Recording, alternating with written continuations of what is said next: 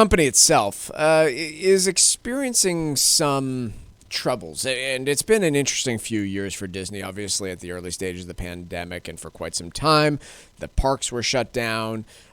Disney World in Florida was one of the first to reopen, but remember that they have parks all over the world, some of which didn't open until very, very recently.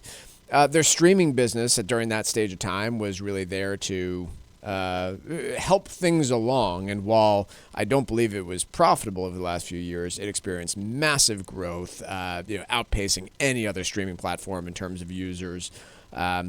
And then, their movie business, obviously, with theaters being shut down, was also pretty lackluster for the last couple of years.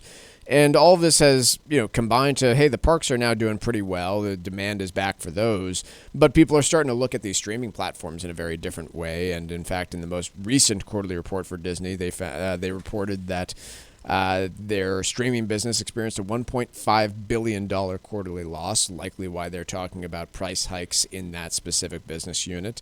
And overall, the company has outlined a hiring freeze across the board, except for a few key areas. And this is continuing a trend that Chuck pointed to very early on, which was, historically speaking, if you go look at other downturns, tech has been one of the first places to see hiring freezes and layoffs, but then they have been followed by other key sectors. And Disney, occupies an interesting role, but I certainly wouldn't describe it as a tech company, yet nonetheless facing pricing pressures and market pressures to cut costs here as we enter this stage of the game.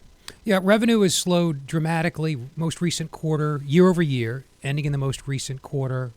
Growth of 8% looks good until you look at previous year over year and quarter numbers, right, when it was growing in the mid double digits. That's not quite right, 20 or so percent. Mm-hmm. Net income, a fraction of what it was before the pandemic. Headcount is a lot lower. I think someone, a generalist like me, i.e. not an expert on this sector, looking at these numbers would be given pause. Something does appear to be, something's draining. Changing. The rapid growth they experienced immediately after the pandemic has hit a wall, and clearly they feel the need to do something about that. Employment is down about 15%. They were at roughly 223,000 headcount company before the pandemic. They're at 190 now, and they're talking about putting being a hard ceiling. Yeah. They won't be the only ones experiencing this, would be my guess. But this is a company that is facing a lot of the same pressures that the streaming companies are now too, and they're being lumped into the same category. But it's tough because Netflix and Amazon and others. How much of that comes from park revenue? I've heard anecdotally. Again, not an analyst. You should consult a dedicated analyst reports if you're really interested. But park revenue, it is my understanding, has been okay. So It must be streaming and the investments associated with that are leading to resulting in this big drag on net income.